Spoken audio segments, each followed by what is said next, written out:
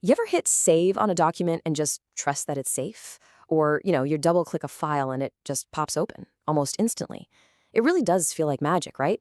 But it's not. It's the file system. And honestly, it's one of the most brilliant unsung heroes inside your computer. So today, we're going to pop the hood and see exactly how all that magic really happens. So let's start with the central mystery here.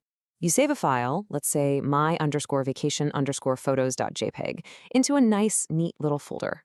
But your hard drive or your SSD, it's just a physical thing. It has no idea what a folder or a photo is. So what gives? Where does your file actually go?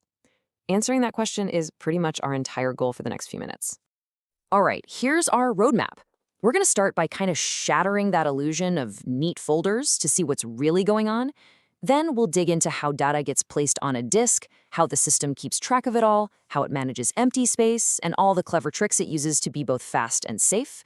And finally, we'll see how this all works when your files are all the way across a network. Okay, first up, let's get our heads around the fundamental difference between how we see things and how the computer sees them. This is what we call the illusion of order. So on the left, that's our world, the human-friendly view. A logical, organized tree of folders and files. Makes perfect sense to us, right? But on the right, that's the disk's reality. It's just a gigantic one-dimensional line of numbered blocks. That's it. No folders, no file names, just addresses. The entire job of the file system is to be the translator between these two completely different worlds. So how in the world does the file system take your one single file and splash its contents onto that long list of blocks? Well, this is the allocation problem, and there are basically three main ways to solve it. The simplest way is called contiguous allocation. All the blocks for one file are stored right next to each other, one after the other. You can think of it like reserving one really long shelf in a library just for one giant book.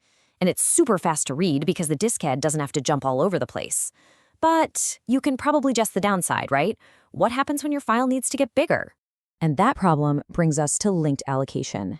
With this method, a file's blocks can be scattered all over the disk. Each block just holds a little pointer that says, hey, the next piece of this file is over at block number, say, 734. It's kind of like a scavenger hunt. Now, this is incredibly flexible. Your file can grow as much as it wants. The catch? If you want to read the 50th block, you have to read the first 49 just to follow the chain and find it. Not so great for jumping straight to the middle of a file. So the third method, indexed allocation, it tries to give us the best of both worlds. For each file, there's one special index block. And this block is nothing more than a table of contents, a list of all the other blocks that make up the file. So you need to find the 50th block of your file? Easy. Just look at the 50th entry in the index block, and it tells you exactly where to go. It's fast and it's flexible.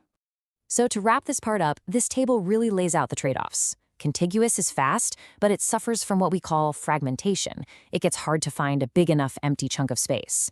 Linked is super flexible, but it's really slow for direct access. And indexed, well, it's fast and flexible, but that index block itself takes up space, which can be kind of wasteful for really tiny files. You'll find that modern file systems often use a clever mix of all these ideas. Okay, so we've figured out how to store the file's data. But what about the other stuff? The file's name, its size, when was it created? Who's allowed to open it? How does the OS keep track of all of that? Well, this is where the card catalog comes in. This information is called metadata, and that literally means data about the data. It's the library card for your file. I mean, without metadata, you just have a disk full of anonymous data blocks, and you'd have no way to know which ones belong together or what any of them are called. So this is a crucial point. Managing the metadata is every bit as important as managing the actual data itself. And where does all this metadata live? It's stored in a little structure called a file control block, or FCB. Every single file on your system has one. It stores everything, permissions, the owner, the size, and, most importantly, the pointers to the actual data blocks on the disk. The FCB is that card catalog entry in digital form. Now, a classic real-world example of this is the Unix Inode. Think of it as a super-powered FCB. It's so clever. It has a few direct pointers for small files to keep things fast, but then it has a single indirect pointer which points to a block that is full of more pointers. And then it's got a double indirect pointer which points to a block of pointers to other blocks of pointers. This structure is amazing because it's efficient for tiny little files, but can also scale up to describe truly massive, terabyte-sized files. It's just an incredibly elegant solution. So we know how to store files, and we know how to track them. But what about the flip side? When you need to save a new file, how does the operating system find an empty block to put it in? This is the whole job of free space management. See, the system needs a really fast way to answer the question, hey, give me a free block now. There are a few common ways to do this. One is a bitmap. It's basically a giant checklist, where a 1 means a block is used and a 0 means it's free. Simple. Another way is to link all the empty blocks together, creating a chain of available space. Each method has its pros and cons, but they all solve the same problem, keeping a clean log of what's available. You know, a file system doesn't just need to work. It needs to be fast, and it absolutely needs to be safe. It can't just lose your data if the power goes out. So this brings us to its two other jobs, being a mechanic for speed and a bodyguard for safety. To get more speed, systems use caching. Makes sense.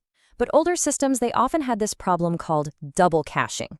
Different parts of the OS might have had their own separate caches, which meant the exact same file data could be sitting in memory twice. Super wasteful.